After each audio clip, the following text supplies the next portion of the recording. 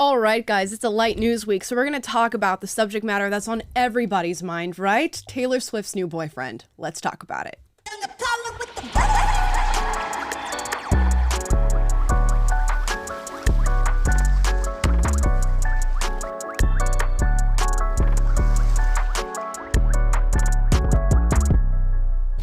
All right, so welcome to the show, guys. Happy Monday. I'm your host, Amala Epinobi. We have Taylor in Nashville.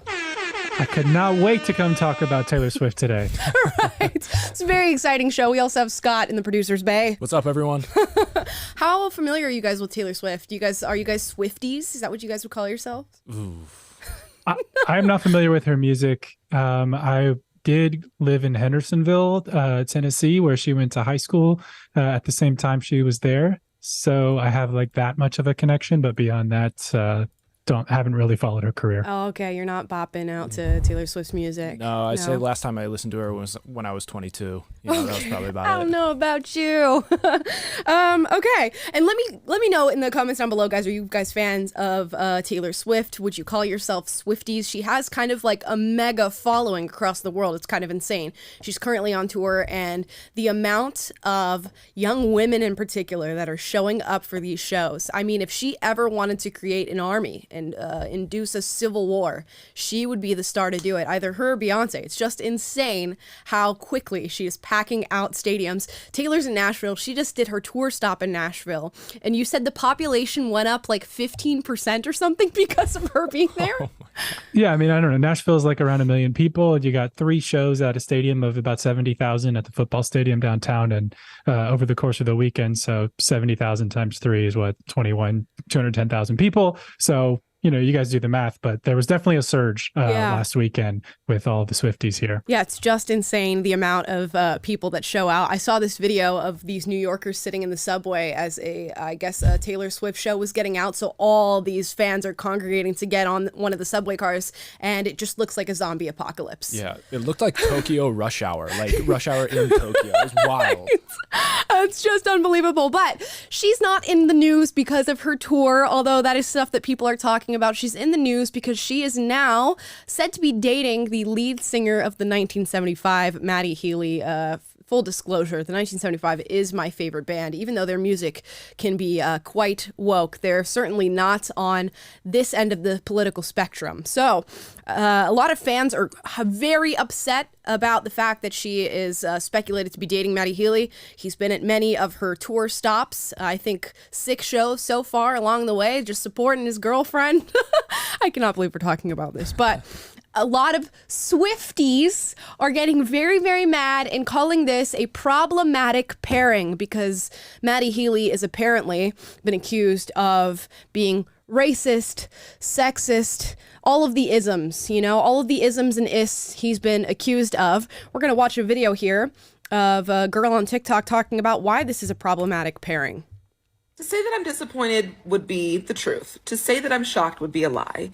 And for any white woman that has ever questioned any Black or person of color's distrust in you, this is why. Because you are nobody's ally. This is a major L for Swifties. Major L. And I don't give a fuck if it's PR. It's even worse if it's PR. Because you could have picked somebody else. I actually saved this screenshot a while ago when one of my mutuals informed me of exactly how problematic he was. Okay, pause. Let's read it. We've actually done a video on this very subject. This is what he was canceled for most recently because there's quite a history here. Matty Healy was on a podcast, the Adam Friedland Show, I believe was the name of the podcast, and they were talking about this very popular rapper by the name of Ice Spice, who I'm sure many of you are familiar with. This article says the host and Healy then began speculating on Ice Spice's ethnicity with jokes about her sounding like an Inuit Spice Girl or a chubby Chinese lady, and one of them saying, yeah, I rap and I make music. Do they talk like that? Do Inuits talk like that? The audio of the podcast then found Healy and the hosts imitating Chinese and Hawaiian accents as they laughed out loud and joked about what Healy should have said when he slipped into Ice Spice's DMs. Okay. So let's talk about it really quickly. The Adam Friedland Show happens to be a comedy podcast. Only in recent years have you not been able to, mock people's accents or just try to do some sort of version of your own accent of somebody else's, culture or whatever. Only in recent years has that been something that's been offensive. I just cannot believe that this is something that could get you canceled. I mean, if you look back at even some comedians now, although it's gotten a lot more politically correct in comedy, but if you look back at comedians of the early 2000s, the 90s, I mean, you can go as far back as you'd like to go. Making fun of accents or just simply doing imitations of accents has never been something worthy of getting you offended. But now that we live in an identity politics centered, modernity, you are now only allowed to imitate the person who you actually are. You are only allowed to act in the role of who you actually are. There's nothing that you can do that is outside the scope of political correctness, or you are canceled.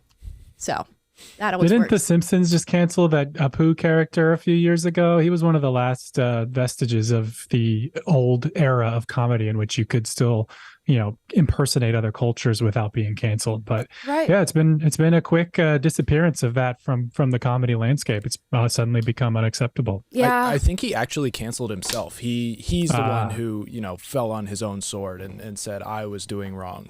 But it's funny. You can go ahead and imitate the Southern accent all you want, the Midwestern accent, Right. Oh, don't you know, huh? Valley Up there. Girls. Yeah, anyone. day. But anybody outside of the borders, good luck. Just God forbid. Scottish. Yeah.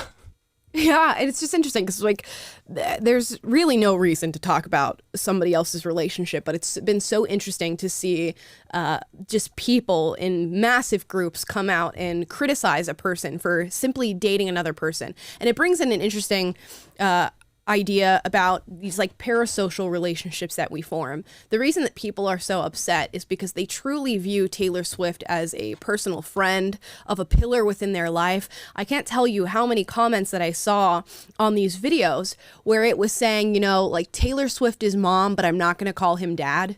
And of course it's a joke, right? They don't actually mean that this is my mom and this is my dad. But it sort of insinuates a very deeply felt relationship between you and somebody who you typically watch through a screen or listen to their music. And there's no longer this separation really between artist and art, where now everything that you do in your life is part of somebody else's existence and they get to take it in and judge it. And you no longer have a life separate from the art that you make. It's weird. There's no compartmentalization anymore with anyone's lives. It's like you are forward facing at all times. There's no life behind closed doors or anything. It's like, especially with the celebrities and whatnot, they're also putting their personal life out there to the public, so people actually get this weird feeling of being their actual friend or acquaintance and whatnot. It's just such a strange phenomenon. Right, it is. And it just gets deeper and deeper the more that things happen. And I wonder, just as our time on the internet increases, and it is increasing, and we continue to form these parasocial bands, what happens? It's just really weird how sensitive people are. I digress. Let's watch the rest of this TikTok. This is even the worst of it. This is just the most recent example. This was like a month ago of some stuff that he said in a podcast. And I'm as I'm talking, you can read it. I'm not going to read it. But this is Taylor Swift's love interest. Like this is not bad boy core. Okay, this is like racist core. From a PR standpoint, what is the angle here? Are you trying to recapture the 50% of fans that Scott thought that they lost when she spoke up about political stuff in 2020? Is that what's happening here? I just could not be more confused by this and just concerned about it. And to all the Swifties whose main concern is that he's greasy and sweaty and gross and an alcoholic, can you please dig your head out of your anus, please? Honestly, alcoholism would be a much greater concern for me in looking for a partner than Joke said on a podcast. And it's so interesting that the accusation of racism is being thrown out in this case. I just want to show you this man's ex-girlfriend. This is FKA Twigs, who happens to be biracial, half black female. So clearly racist that you would, date and fall in love with a black woman. So it's just a clear depiction of racism, and he should be canceled for that. It's just so weird, guys. It's so very weird that people are this invested in another's relationship. And of course, there's offensive things that have been said and jokes here and there, and a woke mob gets mad over this and a woke mob gets mad over that. But by and large, this man and Taylor Swift are leftists. I just don't want that to be lost on people. When she references in that TikTok comments made during the 2020, political elections, Taylor Swift came to bat for, these left-leaning politicians and tried to rally her fans to support leftist ideology and legislation. So that's not gone.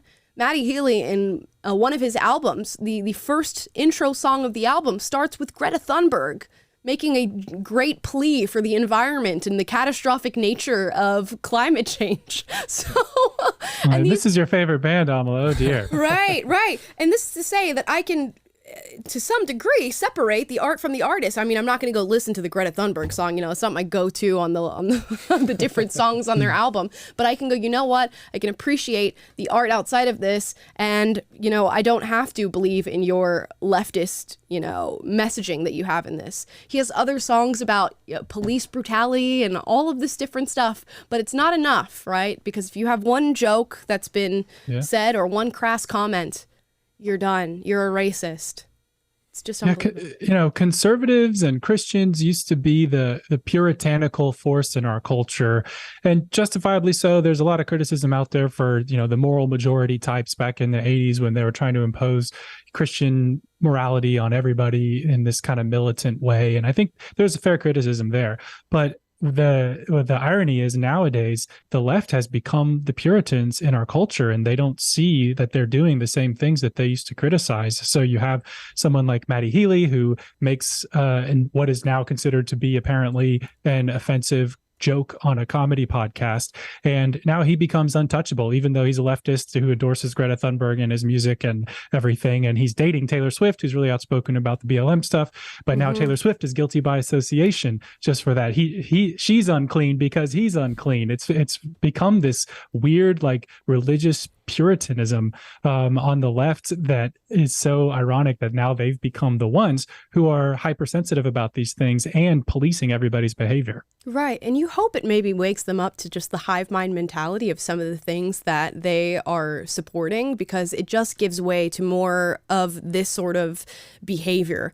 And the interesting thing is people taking situations, I believe, out of context. There's this one video, and I don't know if I have it somewhere on here, of Matty Healy being accused now of anti-Semitism and Nazi signaling, because he has this song called Love It If We Made It that is essentially about how modernity is failing people, and it's about leftist politics. It's, again, a song where he references police brutality, and he has a line in that song, I think, that says, "Thank you, Kanye, very cool." And it's meant to be this satirical thanks to Kanye about the fact that he's now an anti-Semite, but he created all of this art and all of this stuff. And during a concert where he references or he says this line in lyric, he does, the salute. I'm not going to do it because somebody's going to clip it and then it's going to become a whole thing, right? And now everybody's like, Matty Healy's a Nazi. How dare you do this salute? And it doesn't matter what context he was using it in. It doesn't matter what intent he was using it in, even though it's a clear criticism of it and of the person who is being anti-Semitic. They don't care for context. They don't care for how something is utilized. They only care that it was done. And it just shows you just how crazy it is becoming that through a whole career of dedicating yourself to a certain political ideology or to a certain political end, thinking that you're doing the right thing, you can do one thing that slips you up and you get in trouble for it. Now, just to clear it, here is a video of Matty Healy himself talking about Kanye and anti-Semitism. What comes me out with Kanye is that we all he's obviously somebody who is dealing with grief and has mental health issues. Yeah. That's not an excuse to do anti-Semitism. Yeah. Oh, wow. Look how clearly you can clear things up when you have context for the situations that you're commenting on. But hive mind and woke mob people do not like context. They like anger. They feed off injustice. They feed off of being able to protest someone or something. And they will do it to anybody at any given moment. So just be careful what you subscribe yourselves to and what truck you hitch your trailer to, because it's just crazy how quickly they will switch up on you. And I've talked about this recently. It's that you believe everything on their laundry list of, doctrinal beliefs, or you're done for. If there's one thing that you fall out of line with, or God forbid you love comedy and you think that comedy is the final frontier of actual free speech and that all is fair when you're trying to get a laugh from somebody, God forbid you believe that, because you're done. Even if you support climate change and the police brutality initiatives and Black Lives Matter and all this stuff. Yeah, a good example of this recently, I think, was Judy Blume, the poet or author that had come out and kind of said something somewhat endorsing one of J.K. Rowling's perspectives. And the Moke Mob got a hold of that. And as soon as they did, she kind of came out and fully retracted her statements. I think I saw her doing some kind of interview with Dylan Mulvaney or something the other day, and just totally apologizing, groveling, going back and saying, no, I totally disavow, J.K. Rowling. I want nothing to do with that. I want to be on the right side, guys. I want to be one of the good guys. And as you were talking, I just remembered too, I had to look it up, but Patton Oswalt last year had to come out and apologize for taking a photo with Dave Chappelle after Dave Chappelle made that joke about, trans stuff in his comedy special. And Patton Oswalt said, I'm truly sorry that I didn't consider the hurt that this would cause or the depth of that hurt.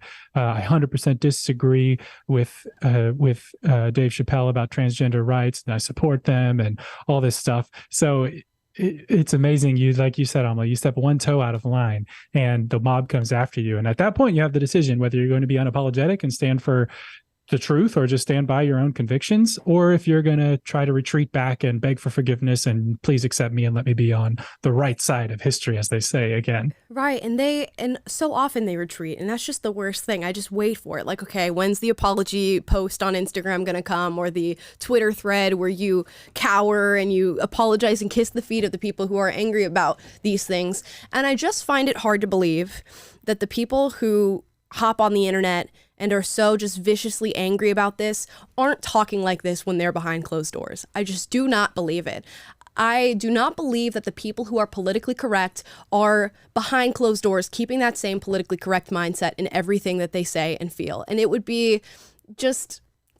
you'd be naive to think that people are actually talking like this when they are actually in the comfort of not being canceled by other people, because they're talking just the same as everybody else. I know that people who are politically correct are running around telling just as offensive jokes when there's nobody around to hear it. And it's interesting what you are comfortable with by yourself rather than in the company of a crowd where you don't know what reaction you're going to get. And, it will be this person, it'll be Matty, then it'll be Judy Blume, then it'll be, Dave Chappelle or whoever, until it's you. Until we just keep increasing the amount of political correctness you need to have in order to have a normal conversation with people, and then you're done. Then you're done.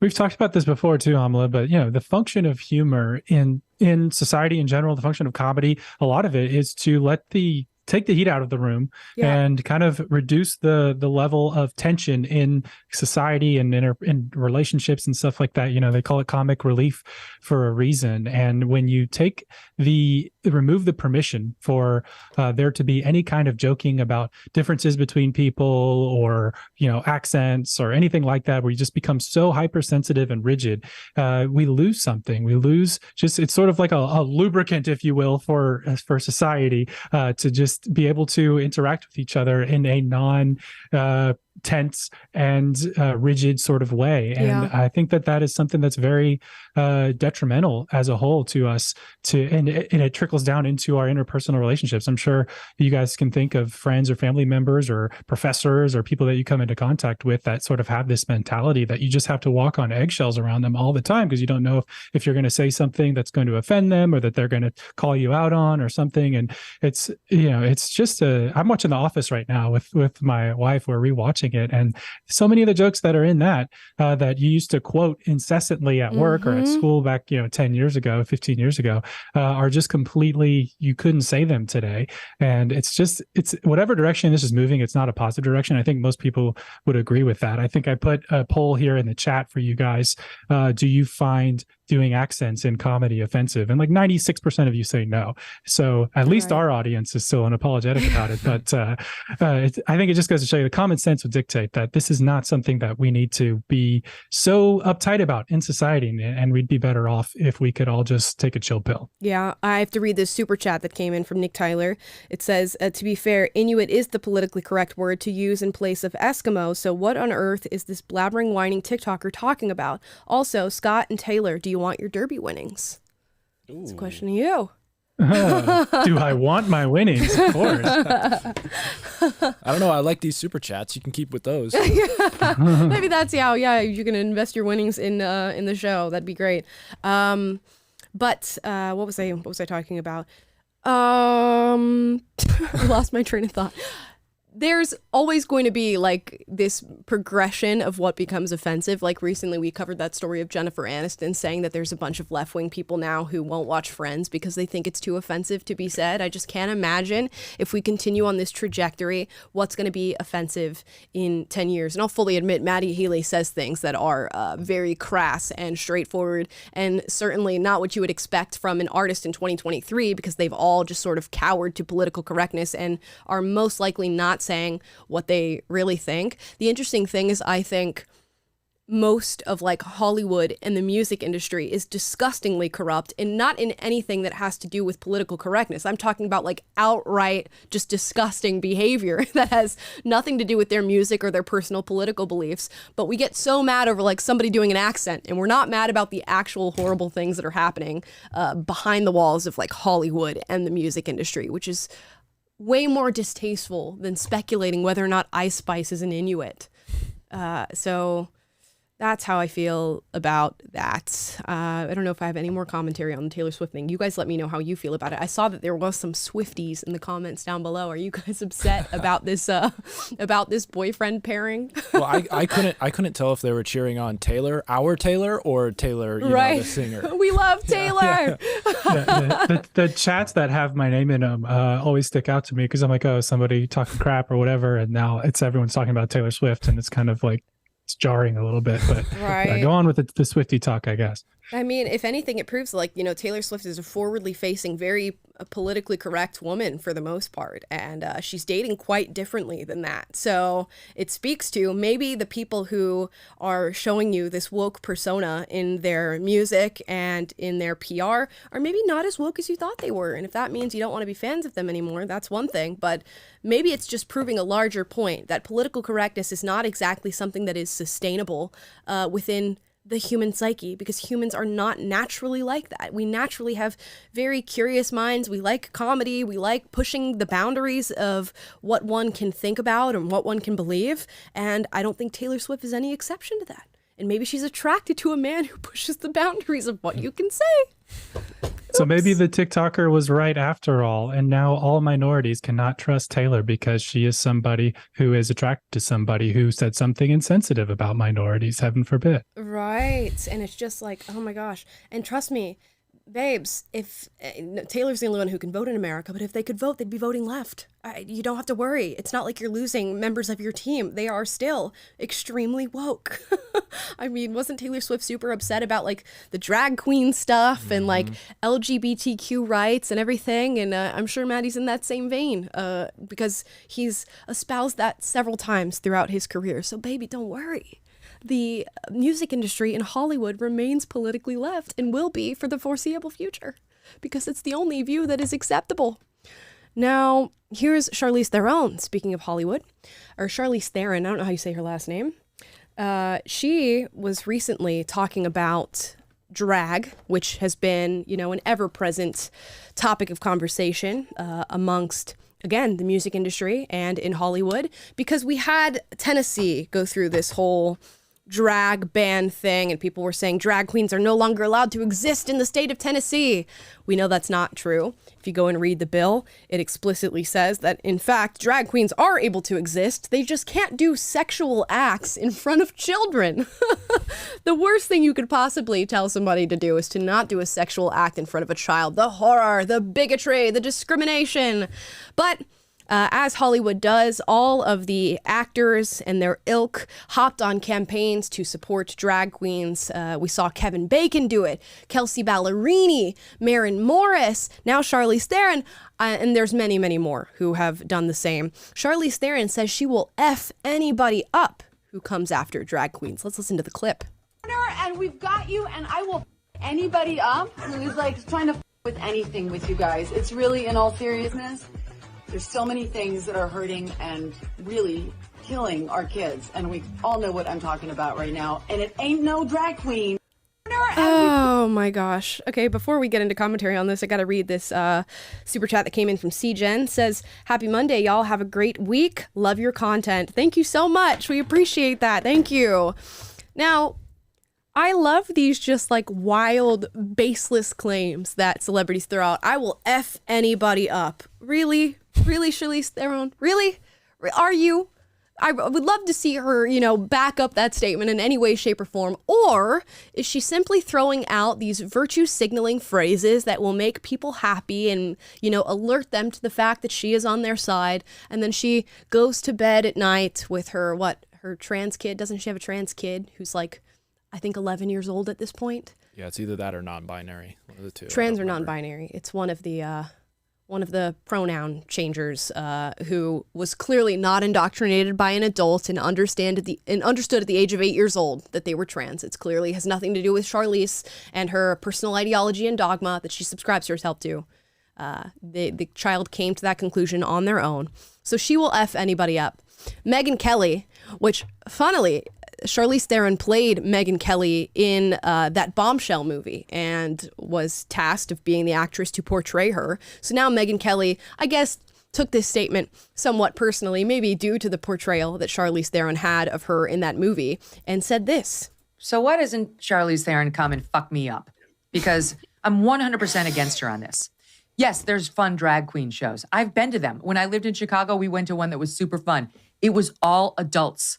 But there are drag queen shows out there right now that are deeply disturbing, and they're happening in front of young children. So know what you're supporting. Understand what we're actually seeing out there, which can include absolutely the grooming of young children. Even she should be against that, trans kid or not. So what? Except she's not, because how do you get a child who's 8 years old and identifies as transgender? Through the very act of grooming and indoctrinating your child. Sorry. So that's how she got there. By the way, I just gotta say, I love Megyn Kelly. She's such a straight shooter and she does not play around. On her show, she just goes straight for it and she does not care. But of course, Charlize Theron doesn't care about drag queens being around children, because this is how Charlize Theron dresses her son. This is her son.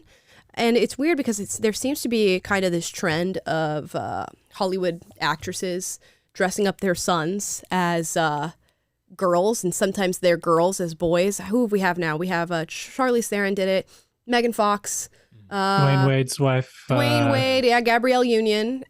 We have Angelina Jolie. There's quite a list, and there's more. There's plenty more examples of Gwyneth celebrities Paltrow, doing I feel this. I think Gwyneth Paltrow also. Allegedly. I don't know if that's true, but I think I have heard her name. But of course, here's Charlize Theron, and she has a kid, Jackson Theron, who is an 8-year-old transgender child 3 years ago, so I imagine is around 11, 12 now. And Charlize is just raising a trans child. So why would she be against drag queens, shaking their ass in front of children? Why would she care about the sexual, lewd, and lascivious acts of men dressed up as women with very little clothing on and dancing in front of children? There's no reason that one would care about that when they subscribe themselves to the ideology. And we make it clear every time we talk about this. That is what the bill is talking about. It's not drag queens dressing up like Mrs. Doubtfire and reading books to children. That is not what the bill is saying that they are banning. They are banning drag queens doing sex acts in front of children and sexually promiscuous dances and things like that. That is all that it says. But of course, the woke celebrities have to come out in full force and parade around with drag queen shirts and have drag queens at their concerts like Lizzo did, because they have to just toe the line. of their ideology.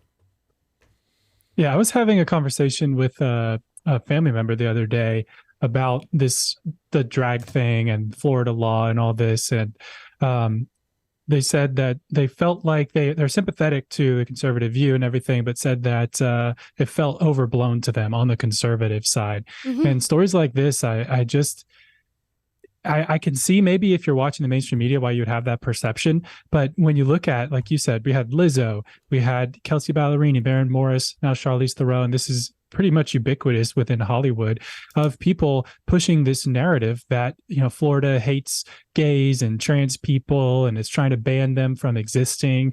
And I really liked what Megyn Kelly said, that you should know what you're supporting. And she was very specific in what she said she was against. And she's like, look, I've been to drag shows in Chicago. I can see how it's considered fun entertainment for adults. But there is an effort to get this in front of children. And the Florida law only outlaws doing it in front of children. And that is what we're trying to prevent. And we should all be able to agree that sexualized performances don't have a place in front of children. That should not be something that we want to encourage or to make more likely to happen with our laws or with how we're governing society. We should discourage that. And these celebrities are doing the opposite.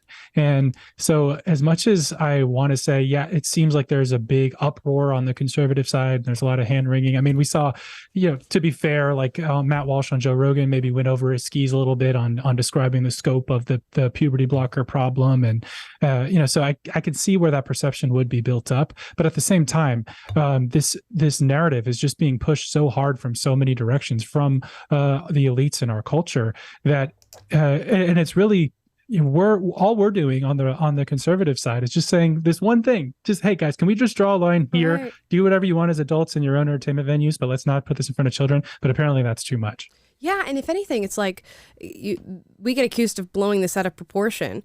The bill could have just been written. They set it out there. Don't do this in front of kids. It's done. The people who blew it out of proportion are the ones who misinterpreted the bill, misconstrued the bill, started doing all of this like fanfare and performative activism for drag queens. And your misinterpretation or your purposeful misinterpretation of what was written is what brought this out of control and made this a thing much bigger than it needed to be. You could have just written it, signed it, passed it, and then been like, okay, we're not doing this in front of kids anymore, and we'll put that to rest. But no. We had to fight for drag queen representation in front of children. I got to read this super chat from May 987 that says, hello from Norway. Been following your podcast for a few months. It was time to sub. Thank you. Enjoying your insights to what is happening on the liberal and conservative side on the other side of the Atlantic Ocean. Appreciate it. Thank you so much. Another one from Norway. Wow. We have a lot of people watching from Norway. As a resident fantastic. Norwegian American, or I don't know, do we believe in hyphens in this podcast? But of Norwegian descent, yeah, I appreciate the love. Now we're gonna move on to another topic here. Taylor found this video and sent it to me over the weekend, and it's a major question here, guys. Would you say the N-word to end world hunger? I want you all to ask yourselves this. Maybe we'll put a poll in the chat. And I hope the answer is unanimous in one direction. I won't say what that direction is, but would you say the N-word to end world hunger? Here's a woke woman's response to that question. Would you say the N-word to end world hunger? Would I say no? I don't know. To end it? Oh gosh. I would have to. Well, no. If I had a poll and everybody came together and gave me permission. Okay, well, everybody's starved by that point. But thank you. I think hungry people would definitely give you permission. No, it can't be the hungry people. It's got to be the people who would be affected by the word. So the hungry people are pretty affected by it because a lot of hungry people are from Africa and they tend to be black. Yeah, it's social media, so I can't give you a solid answer. So you wouldn't say it to end world hunger? With permission, I would. It's contingent. Who do you need permission from? The people who would be affected. Would you say the N-word? Oh my gosh, it's just unbelievable. Nothing gets done in a woke society because this is what it involves. I don't know if you guys have seen, there's this video of like a conference going on where people are getting up and speaking, and it's apparently a bunch of woke students, and like one guy gets up and speaks, and like misgender somebody, and somebody goes like, you misgendered me, and then another guy gets up and he's like, I just like to say to all the people chattering in the audience, I have sensory issues, so I need you all to be quiet while each person is speaking. And then it's like, well, don't call them guys because they might not be guys, they're girls and boys and they thems and non-binaries and all this stuff. And it's like, this is how it would go in the society structured to benefit wokeism and political correctness. You cannot, of course you say the N-word if you're going to end world hunger. Of course you say the N-word. What's hilarious too is she's like, oh, the people who would be affected by it. It's like the hungry people would be affected by it immediately. They either get food or they don't. You need permission from them to not say it more than you need permission from the other people who would be offended to say it. Oh my gosh. That's so funny to me. Oh my gosh. And obviously, this is never going to be a thing that has to happen, but it's just so interesting to have this hypothetical placed in front of somebody who subscribes themselves to this belief because it truly is a conundrum for them. Do I say the N-word to end world hunger? Yeah, and to be fair, I don't even know if this girl is particularly like super woke ideologue. I think she's just used to, you have to say towing the the right line thing. and saying the right thing. And yeah, so you hear, would you say the N-word? The immediate instinct is no. And I think she caught herself in her first instinct of like, well, wait a second, the rest of that question is to end world hunger, and just our the scale or the weight that we put on certain things right now is just so out of whack and so skewed. I think about like, people think that the U.S. is the most homophobic place ever, but have nothing to say about where they're throwing gays off of buildings in Arab countries or places like that. So it's just let's get a little bit of sense of scope here, people. Yeah, I long for the day where people can just say whatever they want. And of course, you can deal with the repercussions of saying whatever you want and the back and forth and the debating or whatever, but just say whatever you want. I hate this whole, like, certain words are crossed off and now we have to be uncomfortable around them. And, like, I'm watching, like, white people on TikTok and they're dancing to a rap song, but every time it gets to the N-word, they, like, cover their mouth or, like, do some weird, like, oh, I would never say it, so don't get mad at me. Or, like, when I don't know that I know this, but I just have a feeling that if you guys are rocking to a rap song in your car alone, some of y'all are saying the N-word. Some of y'all are saying it. Nobody's there. If a tree falls in the forest and nobody's there to hear it, did the tree really fall? Is the tree racist? Right. If the N-word is said in the car alone, did you really say the N-word? It's a philosophical question. I feel like that's another poll. We should drop that in the chat. That's how I feel. And it's the same thing with like the Taylor Swift, Matty Healy thing and all these other like debates or whatever. I know that you guys entertain these thoughts when nobody else is around. And I know woke people entertain these thoughts when nobody else is around. I know that you stereotype people, that you have your own prejudices, that you think about the N-word, whether or not you say it when you're listening to rap music, all this different stuff. And if you know that to be true, if you know that in your own conscious being that your mind is going there and going there naturally and without malicious intent, why not allow that to be accessible to all people who can say words? They're not doing it maliciously. They're not trying to come after you in any way, shape, or form. The fact that she had to tiptoe around that question of, would you say the N-word to literally end world hunger? Is insane. It's insane to me. Yeah, the chaos of the hierarchy of the left just came and smacked her in the face at that moment, because it's like, oh, hungry people or people of color, I don't know, and brain just like blew up. Right. Nick Tyler sent a super chat. We got to read this. I just said it and I'm still hungry. Nick Tyler, I'm gonna have you enter your race in the chat so that we know whether or not to cancel you. So we'll have to figure that out. Also, he didn't ask you, half of you, for permission before he said it. Exactly. So canceled. We're done with you. But also, so far, our poll says, is it racist to rap the N-word out loud if you're in the privacy of your own car? 89% of you say no. 11% of you say yes. Oh, what was that? 11% of you say yes. Come on. The 11% of you. Come on. Let me change your mind on that. Because it's not. It's literally not. If a black person is rapping the N-word in the song and you sing the song and you say the N-word, you are not a racist. And how anybody could believe that that makes you racist kind of does blow my mind a little bit, because it's nothing negative that's being thrown towards somebody. If anything, it's now a positive, retaking of the word, I guess is what we're claiming that it is. If you think nobody should be able to say the N-word, or if you think white people shouldn't be able to say the N-word, then nobody should be able to say it. And it should just be a word that's striked from the record. But I don't advise that. I think words should be left alone. And it's interesting because like with the whole Hitler salute thing that Matty did in that video, even though he was using it in a negative light to show Kanye's affiliations, I saw a TikToker who spoke about it and said, that is a hand gesture that is banned in Germany, and it doesn't matter what intent you did it with. It doesn't matter the context of the situation in which you did the gesture. Because it's been banned or deemed to be banned, nobody should be able to use it. And, people will clip this or whatever and say that I'm endorsing a Hitler hand signal or whatever. No, I'm just saying that people should be able to use their bodies and their mouths and their minds freely. And if they use that with malicious intent, then you have every right to call them out on it, to push back on it, to give them repercussions for doing that. I mean, verbally, hopefully not anything like physical or harmful to the person. But you have every right to do that. But they should have every right to do whatever it is they want to do with their body. It just doesn't make sense to me that you can ban gestures and words. It simply doesn't. And if you are pro-freedom, everybody should have the freedom to do what they want with their bodies.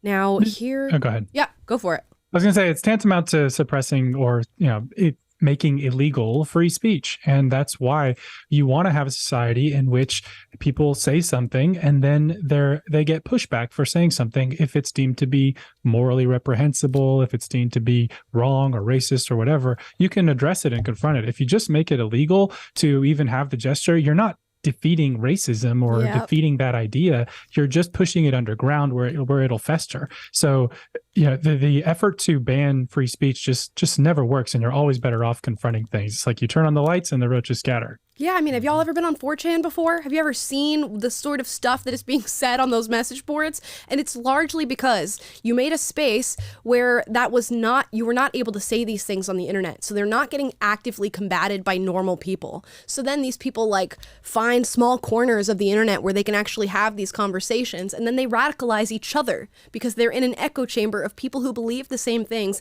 and have been stopped from being able to share that comment on the internet, which is why a lot of people got mad at Just Pearly Things, right, for having Nick Fuentes on the show. And I personally am like, yeah, he said some stupid stuff that should have been combated and, something should have been said there. But you should still have the conversation with people who believe ludicrous stuff because it brings light to some of the stupid things that they think.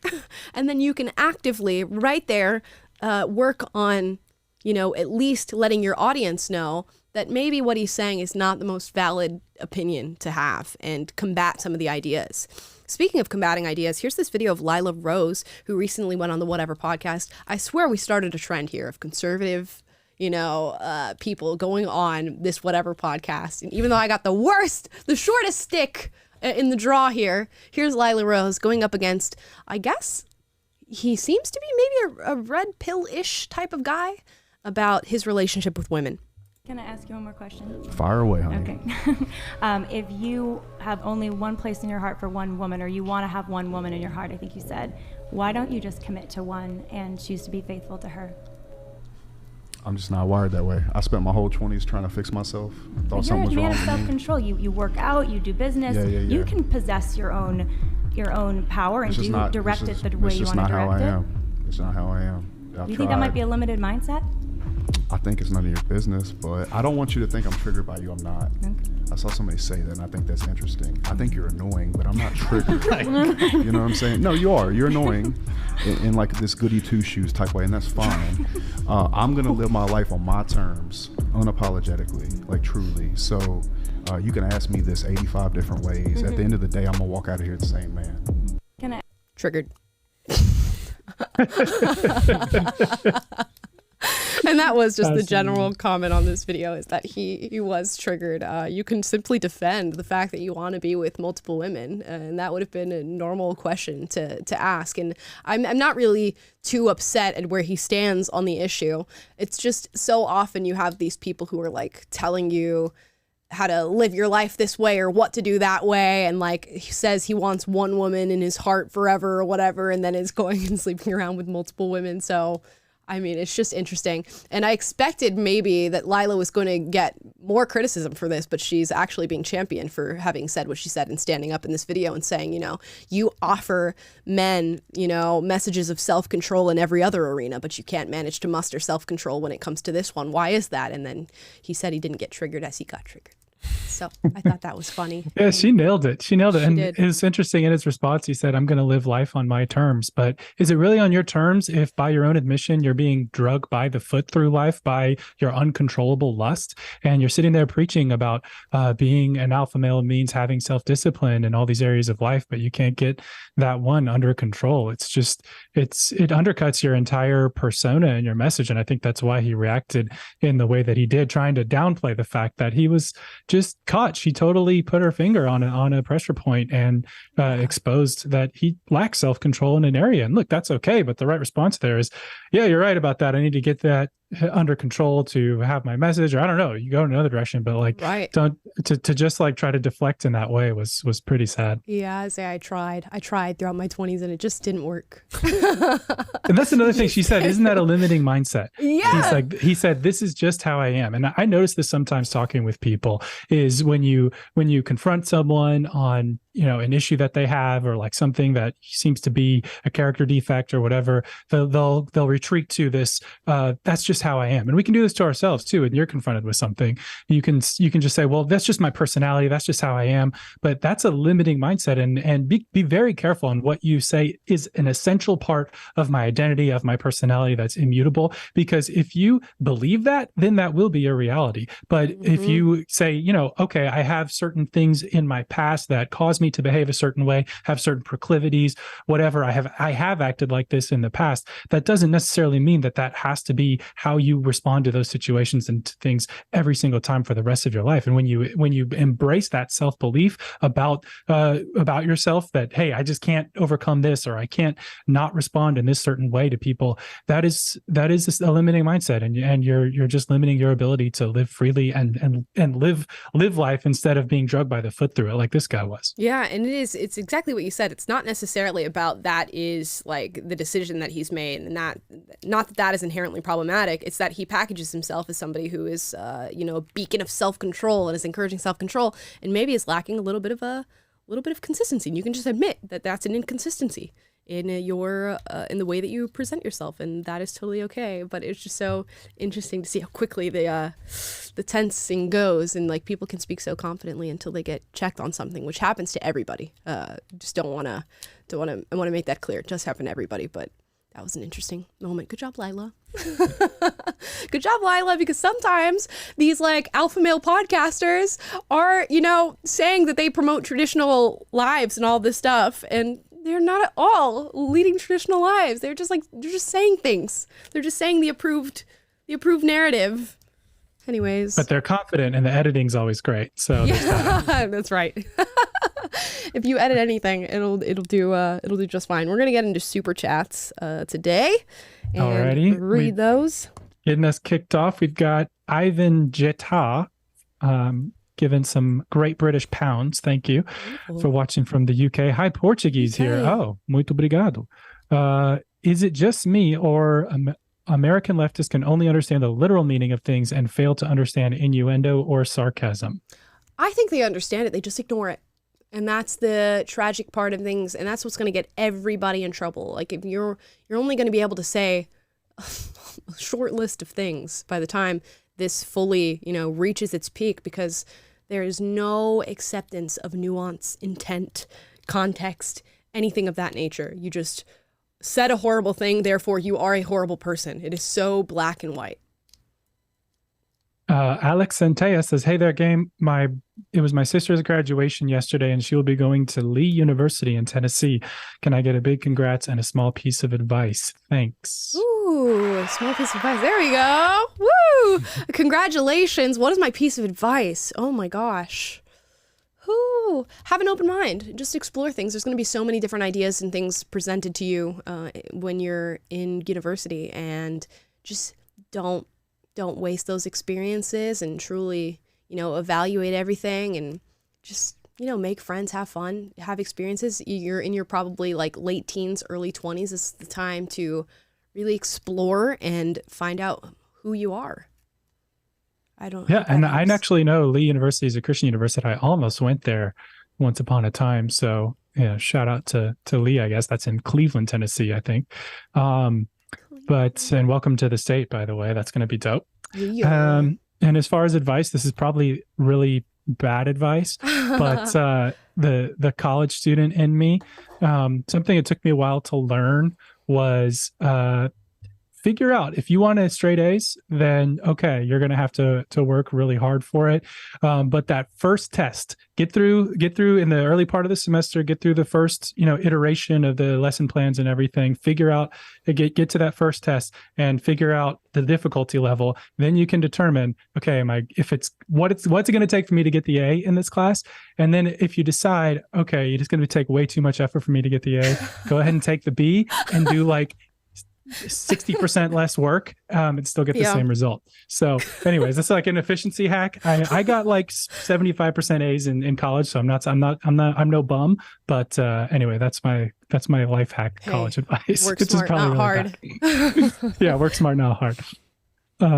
C's get degrees, as they say. No, I'm just kidding. I was a good student. I had a good GPA. It's true. Just Scott, do you have anything to add there, or didn't want to skip over you? Yeah, you went to Yale. Going last is always the most difficult here. But I would just say, you mentioned it last live that we went on, but you've also mentioned it before. But the Socratic method, utilize that. Learn from it yourself, because your professors will most likely use it on you. And it's a way in which it gets you thinking about your own ideas or your own preconceived notions about certain things, topics, situations, philosophies out there in the world. And I would just encourage you to dive into it, lean into it, and also utilize it yourself. For those people who think differently from you, try and understand why they think they do. But at the same time, you posing the questions that you will pose will get them thinking at the same time. Yeah. So it's a good way to just keep people thinking and making sure that there's not a mental gridlock at the university. So good luck. Push the boundaries. That was much better than my advice. That was much better than mine too. That's why he went to Yale. Out there. Yeah, that's why he went to Yale, and I went to LSU. We have the best baseball team this year, though. So. Dorothy Manley says, hashtag Swifties for Amala, and Taylor and Scott, of course. Yeah, guys, I love that. We got some Taylor Swift fans. I'm not a big Taylor Swift fan. I do love her old music. Like 15 was a really great album, but I don't listen to any of her newer stuff for the most part. I'm sorry, guys. Don't come after me. Tragic. I know you have enough to build an the entire viewership army. Just dropped by 60% after you said right. Ram Tiger Falcon says, okay, so was your no face tattoo because NF, like tofu, takes on the properties of what it's paired with? Like your expressed past was your true face discovered once you rejected the old false one? Whoa, I'm very confused. My no face tattoo? Is that what it says? A no-face tattoo? I don't have a no-face tattoo, but are you referring to the no-face from Spirited Away? Probably. I don't have a no-face tattoo. Is that no face like tofu takes on the properties of what it's paired with? Yeah, I don't know.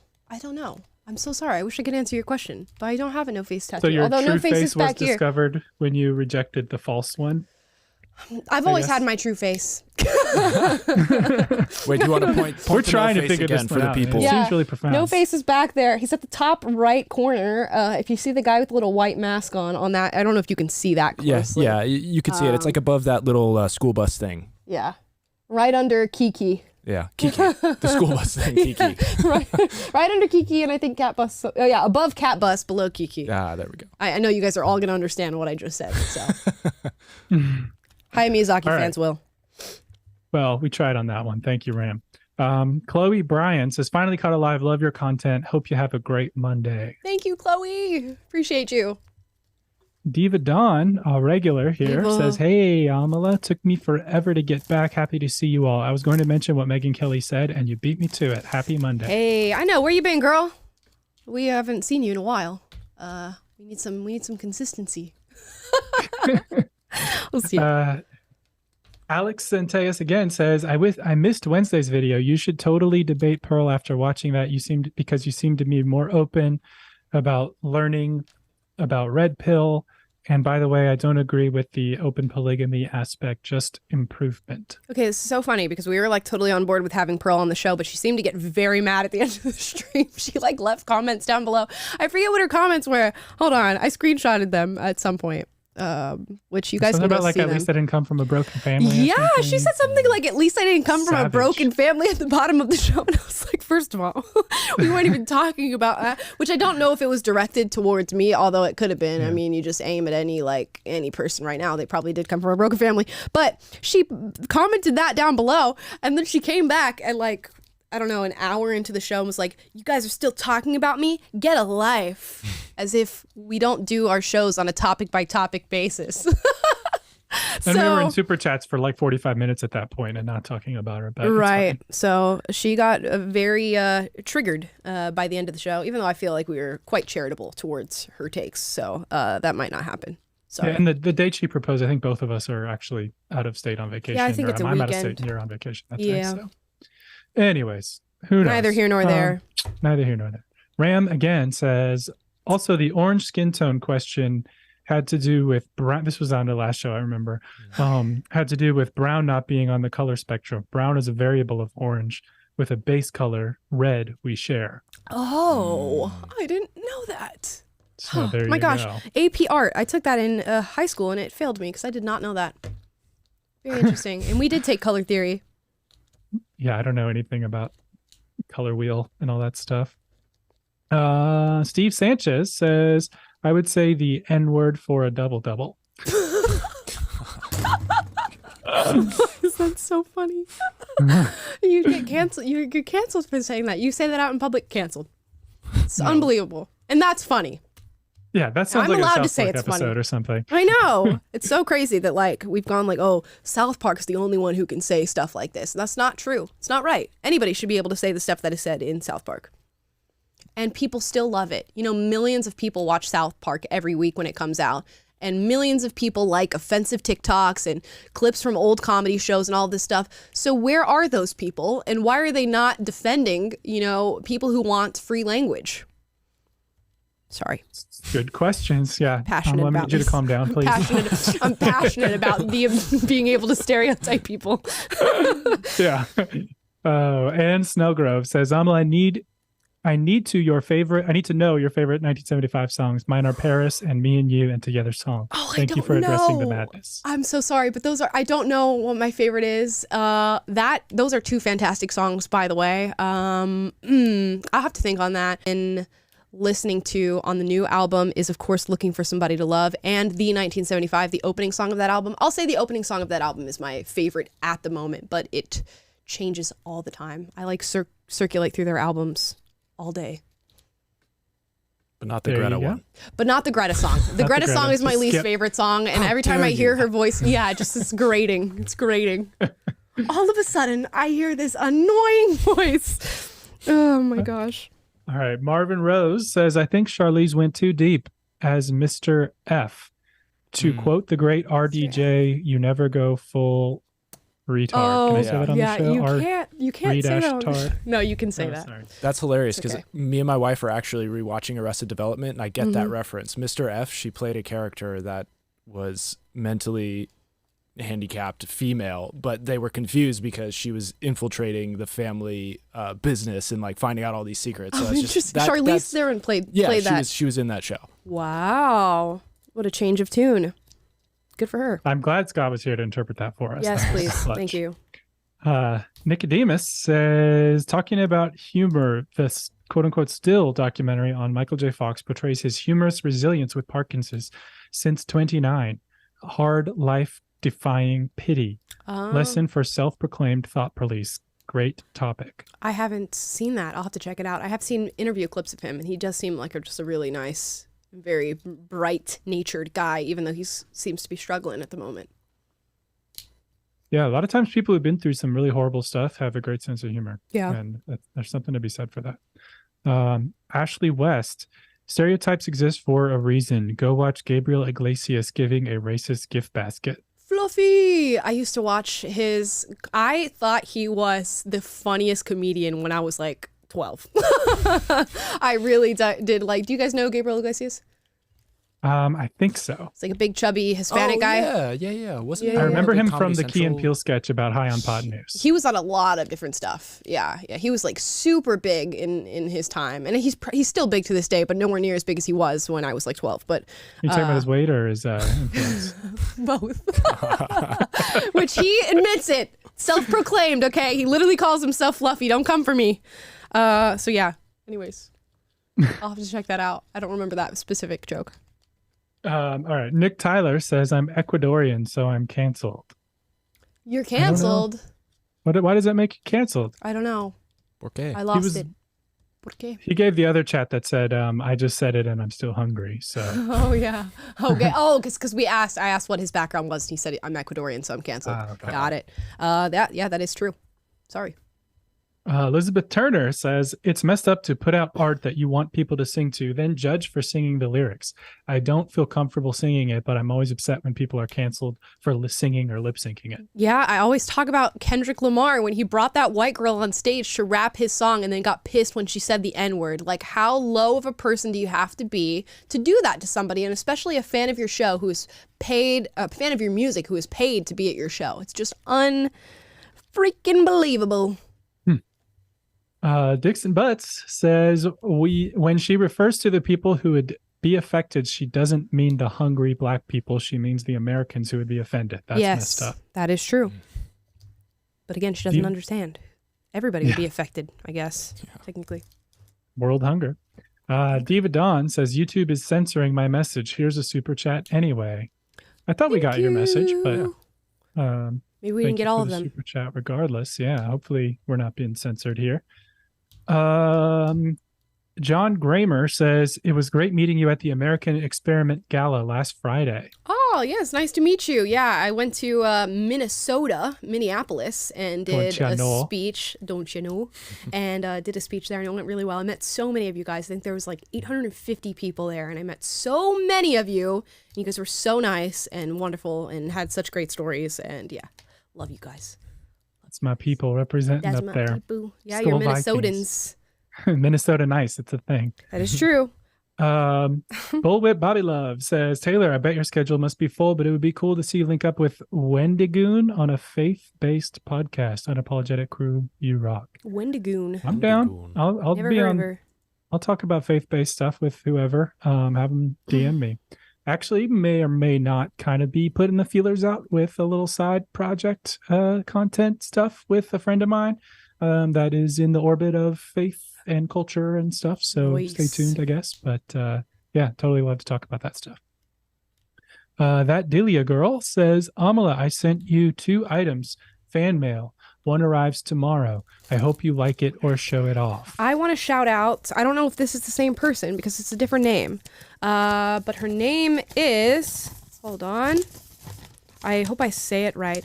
I think it's Saminia, last name R. I'm not going to say your full last name, but she sent me these cute little earrings that she made me, and I got them this morning and had just the most beautiful story. And I won't go into her personal information because it's her personal information, but was deeply affected and hit by COVID. And I don't mean in a physical, like medical way. I mean just the lockdowns and all that stuff. And sent me these earrings that she makes, and has a little site where she does it called you'reworthit.com. So check her out. That was so very sweet that in the midst of your own personal struggles and stuff and working through stuff with your family, that you are sending me things that you've made. That is so kind.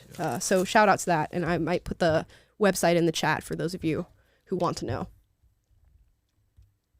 Awesome. All right. Nick Tyler says, speaking of canceled, Louis C.K. before cancellation has an excellent bit in regards to the N-word that I encourage everyone to watch.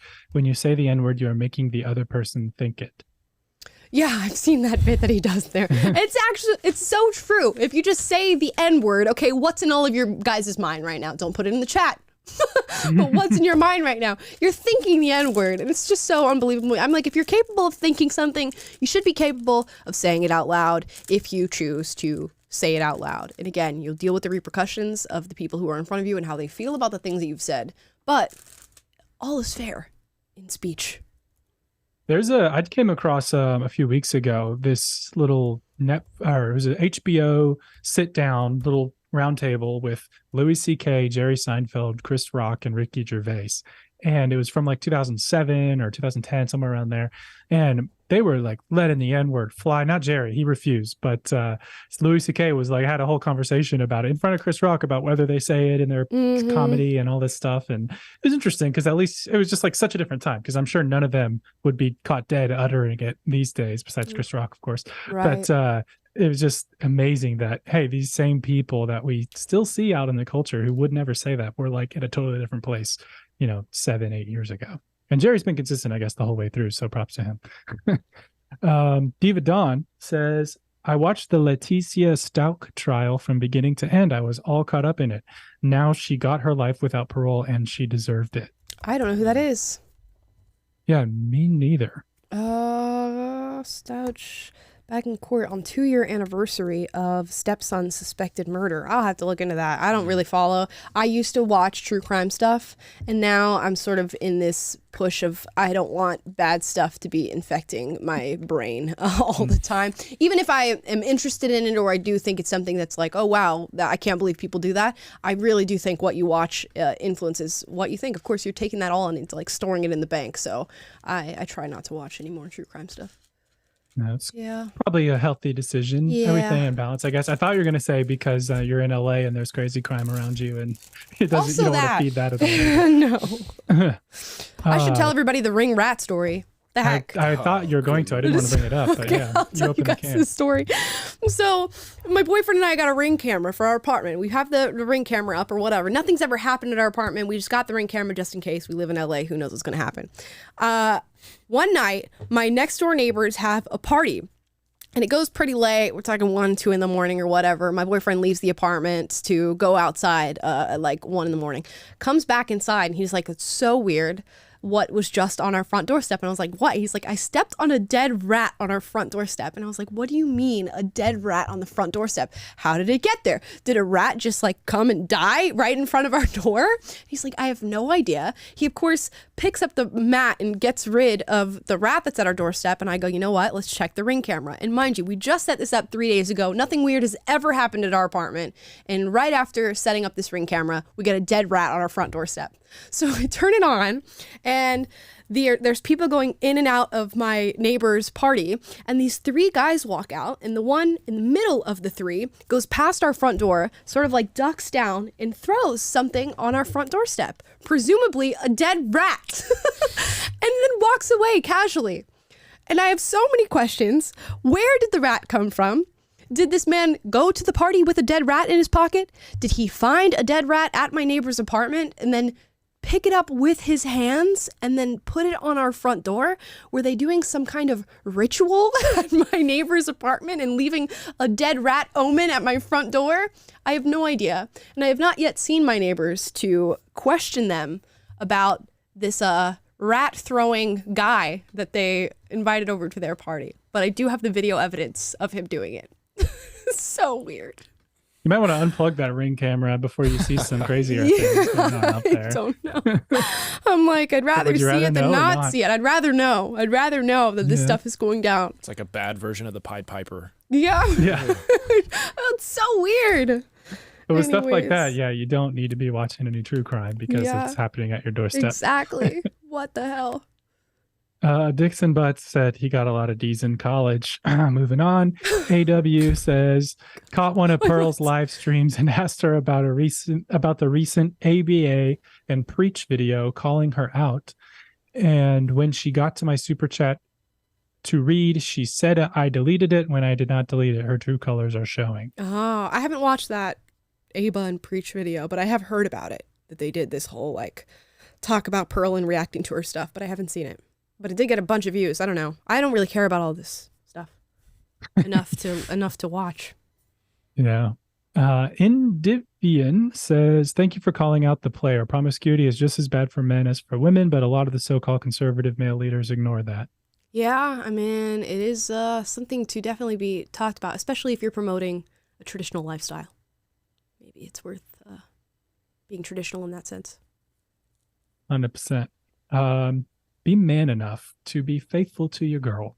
That's all I got to say. Mhm. Mutant Dog says, what are your opinions on people saying pit bulls are dangerous? Stereotypes exist for a reason. I mean, I'm not going to go out and say all pit bulls are. I know people are like sensitive about that or whatever, but I think if you hear like a story or a headline of like little girl mauled by a dog and you like, I wonder what dog it is, it's normally a pit bull, I would say. Do you guys have any thoughts on the matter? I mean, here's where my mind's going. I just started reading Vision of the Anointed by Tom Sowell, which is insane, blowing my mind right now. I can't believe I haven't read it before. But he starts it off framing the whole conversation about like, hey, we implement these policies and then we never go back and look at data to see whether they are actually doing what they promise to do or whether they're making things worse. So in a conversation like this about pit bulls, it's like, let's look at the data. Let's look at the instances of deaths or bodily injury of humans by dogs, and then we can look at the data and see what type of breed is responsible for those. And all that is pretty straightforward. And so we can all have opinions on knowing anecdotally, oh, I have this sweet one or whatever. But if it always boils down back to one specific breed, I mean, it's kind of hard to dispassionately look at the evidence and the data and say that there's an issue here and we need to think about seriously how we're going to mitigate against that. Yeah, I know like what Matt Walsh took a really strong stance against like pit bulls or something and said maybe I think like people shouldn't be able to have them or something like that. I didn't see that one. It was something a while ago. Yeah, Ali Stuckey's really strong on it too. Yeah, I don't know. All I know is that anecdotally, the majority of the stories that I hear, typically the pit bull's a culprit. But it could also be like, confirmation bias. And, those are the stories that are more likely to get reported on because people have that view of that specific dog. But I don't know. Just from what I've experienced, they don't seem to be the least dangerous of all dog breeds. Yeah. Okay. Nick Tyler says the Preakness Stakes is this Saturday. Only 8 horses. I will reach out Wednesday for your picks. Mage is the new favorite now. Super impressive Derby pick, Scott. Who do you know? He just knows himself. That's it. He knows himself, and that's how he knew who was going to win the Kentucky Derby. Scott's going to be our resident Nostradamus for horse racing now until proven otherwise. So, Scott, tell us all who to put the money on. Is this going to be a thing now, though? We're going to be horse race betting? Is this violating our community guidelines? I don't know. I think we're fine. Gambling stream. Anyway, I appreciate it, Nick. This is fun. It is fun. Corey Andrew says, thank you for the awesome content. So refreshing as a half Puerto Rican, half white guy half white bi guy who grew up fairly poor in the city. I struggled to understand a lot of the leftist victim mentality. Yeah, I mean, when you watch it, just watch the contradictions and the hypocrisy just like bubble to the surface, and it's kind of hard to back it. That's exactly what happened to me. You just watch it and you go, yeah, on its face, maybe it sounds right and that sounds moral and it sounds like the good thing to do. But there's so much hypocrisy and contradictions and like fighting and canceling and all this stuff that it's just hard to back. Yeah. Gordon Murray says, just got into watching your content and other similar content. Good to see people speaking out for sanity in these crazy times. Thank you. Appreciate Gordon. It. Sup, my dude? Another regular. How's it going? Says, I can't tell you what my favorite 1975 song is as I immediately lower the volume and hit the mute button every time they start playing. Always with the 1975 hate when we bring them up on this show. I'm okay. Guess what, guys? I'm not sensitive. You can't offend me. It's okay if you hate my favorite band. I'll allow it. There you go. Jared's Journey says, Boosie said he don't mind if someone raps his lyrics and drops the N-bomb. Hey, there you go. I don't know anything else about that man, but at least that opinion I will Isn't he like the OG behind. Or New Orleans rapper? Like, I remember everyone was big high on Lil Boosie and when I lived in Louisiana. Is Lil Boosie the same as Boosie though? You know? I don't know. You never know. Well, here he is. Where is he from? Better known by his stage name, Boozy Badass. Boosie. Okay, so maybe that I'm American rapper. That. If y'all know who Lil Boosie is in the chat, let me know so I don't feel insane. But yeah, I don't know. Good to know we have the N-word pass from Amala and him, at least rapping. Luma says, it's interesting to see how she adopts the personalities of her boyfriends while she dates them. It'll be entertaining to Watch what she's like in this new phase. Sending love from Nicaragua. Some might say in this new era. The Swifties will get it. understand that joke. She's on the Eras tour right now. Well done. Well played. Just crickets from Taylor up there. If that was a test, I failed. We need a crickets button. We need a crickets button. I don't really follow Taylor Swift all that much, to be honest. So I don't know about her, adopting personalities and shifting and changing. But I imagine there's an element of that in everybody's relationships where you start to adopt certain characteristics of the person that you're with. So, maybe she'll start imitating people's accents and get canceled. Never know. Do you imagine Taylor Swift getting canceled? That would be never. It insane. Would never, ever, ever happen. I don't know what she'd have to do to do that. I don't know. Quite a bit. J.K. Rowling got canceled. That's someone. Yeah, but she's still not Taylor Swift here. I don't significance. know. A lot of people didn't know J.K. Rowling enough to have something to defend. She's not out in the public eye, showing her life to the world that much. But Taylor Swift is her whole life has been within the public eye. So I don't know. You'd have to do something pretty effed up. Yeah. It's not likely. No. I'm rooting for it though, clearly. Jared's Journey. Amala debating pearly things. So looking forward to that. I don't know, after she came after my family. I'm like, what the hell? When I read that comment, escalated quickly. What the hell? What? Maybe the chat was not particularly nice to her, and she was just feeling a little bit defensive about what she was seeing in the chat, and maybe it wasn't even directed towards me. But I don't know. Don't come at me sideways, girl. May 987 says, an N-word I think of first is nougaty, a chocolate hazelnut spread we have here in Norway. Oh my gosh, when you said it, I was like, what did they just make Taylor say? Is that the same as Nutella? It must be. I obviously think of Nutella with a chocolate hazelnut I don't know how to spread, spell it. Oh, this is how you spell it. It is similar. N-U-G-A-T-T-I. Yeah. It's hazelnuts and nougat. Oh. There you go. Tragic. I didn't get to try that when I was in Norway The more you less than know. a year ago. Gotta go back. Have to go back now. Bjork Oladottir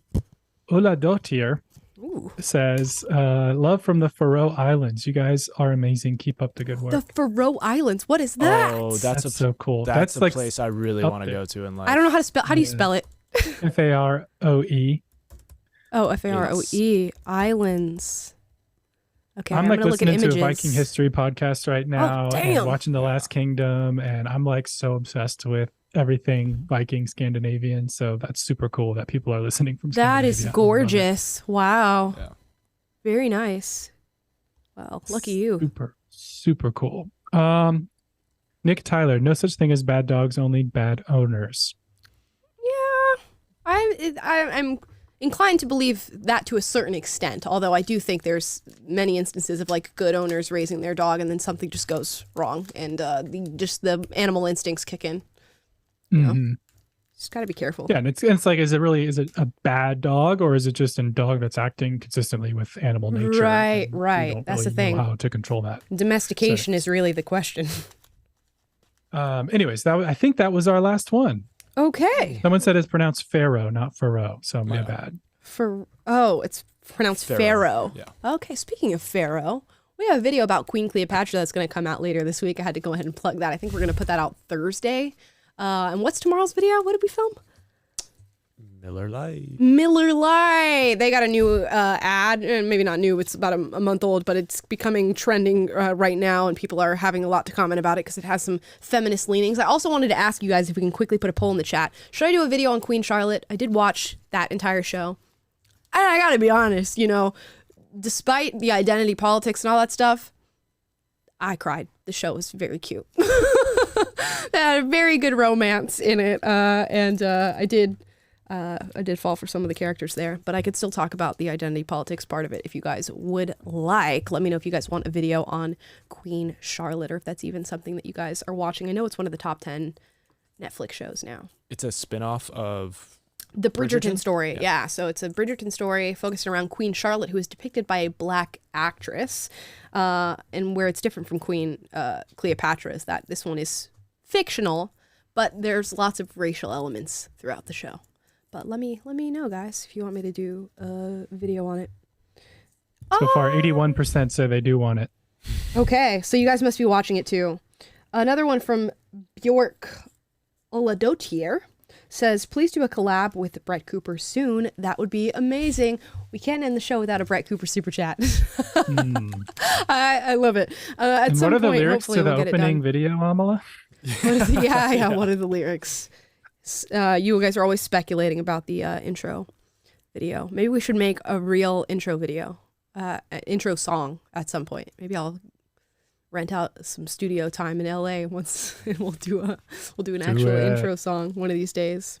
Guys, that's our show. Thank you so much for watching. You got to hear me rant about Matty Healy and Taylor Swift, also Charlize Theron and Megyn Kelly going back and forth. Well, not really back and forth. Just saying something and then Megyn Kelly retorting back. Plus, we talked about whether or not you'd say the N-word to end world hunger. And I think we almost unanimously agreed that you would say the N-word to end world hunger. Plus, we reacted to Lila Rose on the Whatever podcast, bringing a trad man, I guess, or a self-control guru to task over his personal beliefs in regard to women. Guys, comment down below any thoughts you had on any of the stories that we covered today. As always, we encourage healthy debate in the comments down below, so duke it out respectfully. And like, subscribe, click the notification bell to be notified every single time we live. That's Monday, Wednesday, Friday, 3 p.m. Pacific, 6 p.m. Eastern. And we post videos for you every single day. Tomorrow is going to be, is Miller Lite the new Bud Light? And that's what we'll be talking about. Can't wait for you guys to see it. And I'll be back tomorrow. Bye.